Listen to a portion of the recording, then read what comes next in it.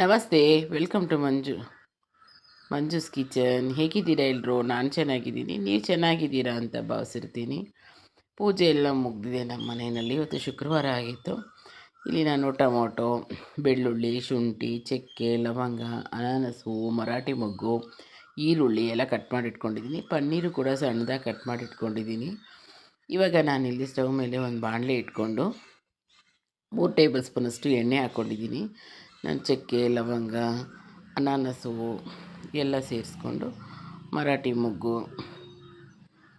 ಸೋಂಪು ಎಲ್ಲ ಸೇರಿಸ್ಕೊಂಡು ಹುರ್ಕೊತಾ ಇದ್ದೀನಿ. ಇದಕ್ಕೆ ಕಟ್ ಮಾಡಿ ಇಟ್ಕೊಂಡಿದ್ದು ಬೆಳ್ಳುಳ್ಳಿ, ಬಿಡಿಸಿಟ್ಕೊಂಡಿರೋ ಈರುಳ್ಳಿ ಮತ್ತು ಬೆಳ್ಳುಳ್ಳಿ ಎಲ್ಲ, ಶುಂಠಿ ಎಲ್ಲ ಸೇರಿಸ್ಕೊಂಡು ಸ್ವಲ್ಪ ಬಾಡಿಸ್ಕೋಬೇಕು. ಸ್ವಲ್ಪ ಬಾಡಿದ ಮೇಲೆ ಅದಕ್ಕೆ ಟೊಮೊಟೊ ಕೂಡ ಹಾಕ್ಕೊಂಡು ಬಾಡಿಸ್ಕೊತಾ ಇದ್ದೀನಿ. ಟೊಮೊಟೊ ಬೇಗ ಬಾಡಲಿ ಅಂಥೇಳಿ ಉಪ್ಪು ಸೇರಿಸ್ಕೊಂಡು ಮಿಕ್ಸ್ ಮಾಡಿಕೊಂಡೆ. ನನ್ನ ಕೈಯಲ್ಲಿ ಒಂದು ಮುಷ್ಟಿ ಆಗೋವಷ್ಟು ನಾನಿಲ್ಲಿ ಗೋಡಂಬಿನ ಸೇರಿಸ್ಕೊಂಡಿದ್ದೀನಿ. ಅದು ಒಂದು 2 ನಿಮಿಷ ಬಿಟ್ಟು ಕೊತ್ತಂಬರಿ ಸೊಪ್ಪು ಸೇರಿಸಿ ಎಲ್ಲ ಬಾಡಿಸ್ಕೋಬೇಕು. ಆಮೇಲೆ ಅದನ್ನು ತಣ್ಣಗಾಗಲಿಕ್ಕಿಟ್ಟು, ಅದು ತಣ್ಣಗಾದ್ಮೇಲೆ ಒಂದು ಮಿಕ್ಸಿ ಜಾರ್ನಲ್ಲಿ ಅದನ್ನು ಸೇರಿಸ್ಕೊಂಡು ರುಬ್ಕೋಬೇಕು. ಅಷ್ಟರಲ್ಲಿ ನಾನು ಪನ್ನೀರನ್ನ ಕಟ್ ಮಾಡಿ ಇಟ್ಕೊಂಡಿದ್ನಲ್ಲ, ಅದಕ್ಕೆ ಸ್ವಲ್ಪ ಉಪ್ಪು, ಅರಿಶಿನದ ಪುಡಿ, ಅಚ್ಕಾರದ ಪುಡಿ ಸೇರಿಸಿ ಮ್ಯಾಗ್ನೇಟ್ ಮಾಡಿ ಇಟ್ಕೊಂಡಿದ್ದೀನಿ. ಇವಾಗ ನಾನು ಮಿಕ್ಸಿ ಜಾರ್ಗೆ ಹಾಕಿ ಇದನ್ನು ರುಬ್ಕೊಂಡು ಮತ್ತು ಸ್ಟವ್ ಮೇಲೆ ಒಂದು ಬಾಣಲೆ ಇಟ್ಕೊಂಡು 2 ಟೇಬಲ್ ಸ್ಪೂನ್ ಆಗೋಷ್ಟು ತುಪ್ಪ, ಸ್ವಲ್ಪ ಎಣ್ಣೆ, 2 ಕಾಯಿಸ್ಕೊಂಡಿದ್ದೀನಿ. 2 ಕಾದಿದ್ದಾದಮೇಲೆ ಕಾಶ್ಮೀರಿ ರೆಡ್ ಚಿಲ್ಲಿ ಪೌಡ್ರನ್ನ 1.5 ಸ್ಪೂನಷ್ಟು ಸೇರಿಸಿ, ಖಾರಕ್ಕೆ ನಾನು ಸ್ವಲ್ಪ ಸೇರಿಸಿದ್ದೀನಿ. ಯಾಕೆಂದರೆ ನಮ್ಮ ಮನೇಲಿ ಚಿಕ್ಕ ಮಕ್ಕಳಿದ್ದಾರೆ. ನಿಮಗೆ ಬೇಕು ಅಂದರೆ ಜಾಸ್ತಿ ಸೇರಿಸ್ಕೋಬೋದು.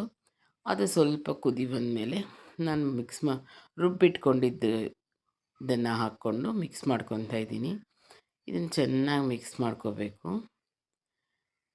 ನಿಮಗೆ ಗ್ರೇವಿ ಜಾಸ್ತಿ ಬೇಕು ಅಂದರೆ ಈರುಳ್ಳಿ, ಬೆಳ್ಳುಳ್ಳಿ ಜಾಸ್ತಿ ಉಪಯೋಗಿಸ್ಕೋಬೋದು. ಇದು ಚೆನ್ನಾಗಿ ಕುದ್ಮೇಲೆ ನಾವು ಕಟ್ ಮಾಡಿ ಇಟ್ಕೊಂಡಿದ್ದು ಪನ್ನೀರನ್ನು ಸೇರಿಸಿ 10ರಿಂದ 12 ನಿಮಿಷದವರೆಗೂ ಇದನ್ನು ಬಿಟ್ಟರೆ ಬಿಸಿ ಬಿಸಿ ಪನ್ನೀರ್ ಕರಿ ರೆಡಿಯಾಗಿಬಿಡುತ್ತೆ. ಚಪಾತಿ, ರೊಟ್ಟಿ, ದೋಸೆ ಇದಕ್ಕೆಲ್ಲ ತುಂಬ ಚೆನ್ನಾಗಿರುತ್ತೆ.